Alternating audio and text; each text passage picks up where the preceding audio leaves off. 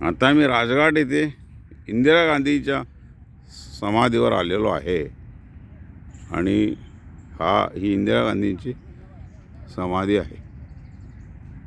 या ठिकाणी यांचा फोटो नाही, त्यांचं नाव नाही, काही नाही। विचारलं तरी कोण सांगत नाहीत। हे प्रेमी युगुल बसले, यांनी म्हणतात आम्हाला माहीत नाही।